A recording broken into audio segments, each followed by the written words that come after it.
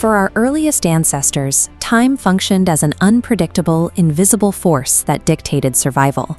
Without clocks or calendars, there was no way to know which season was approaching or when the environment might shift. The invention of farming made this uncertainty a threat. Planting seeds in the wrong soil at the wrong time led to immediate crop failure. A single season of miscalculated weather meant the difference between a harvest and starvation. Survival required decoding the sky.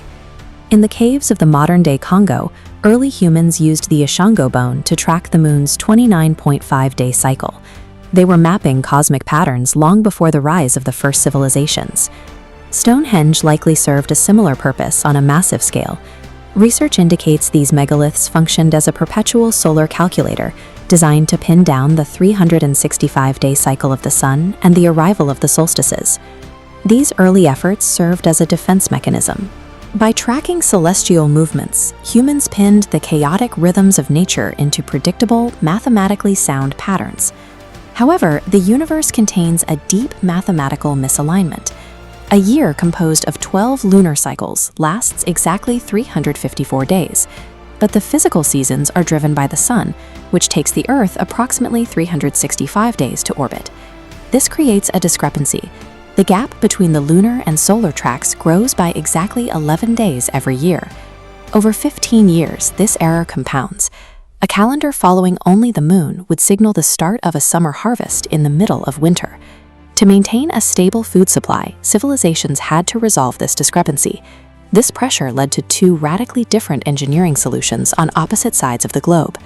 Around 1500 BCE, Indian intellectuals like Rishi Lagadha developed a solution using advanced astronomical calculations. Their work, preserved in texts like the Vedanga Jyotisha, established a rigorous mathematical framework for the movement of the stars.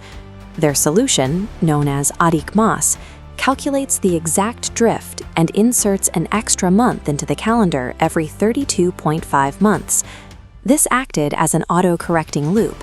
It kept schedules in sync with the natural seasons without requiring the deletion of actual days. This precision was later mirrored in physical architecture. The 13th century Konark Sun Temple in Odisha was built as a gargantuan stone chariot to track these cycles. The temple's stone wheels are hyper-accurate sundials. By observing shadows cast across the spokes and beads, one can determine time down to the exact minute. The Indian lunisolar system was an organic fix. It adapted mathematics to ride the natural rhythms of the cosmos, rather than trying to force nature into a rigid box. In the Roman Republic, time was often a political tool.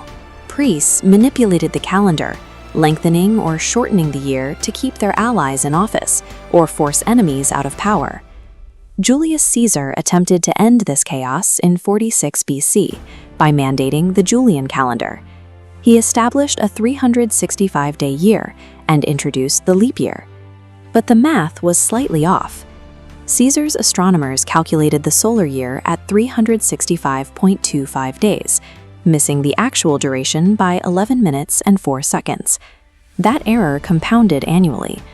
By 1582, the calendar had drifted 10 full days ahead of the sun.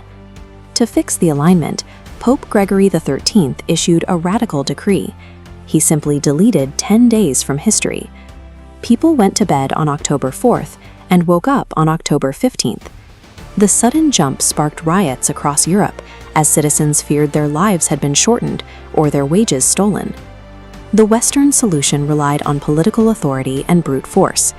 When the math failed to match reality, the calendar was simply overwritten to maintain the system. We now live in an era of extreme precision. Modern atomic clocks measure time in nanoseconds, maintaining an accuracy that will not drift for millions of years. Our global economy and digital infrastructure run on the standardized Gregorian calendar, a legacy of the Roman and Papal systems. Yet millions of people continue to live in two timelines. While they follow the Gregorian calendar for work, they rely on the ancient lunisolar panchang for agriculture, weddings, and cultural life.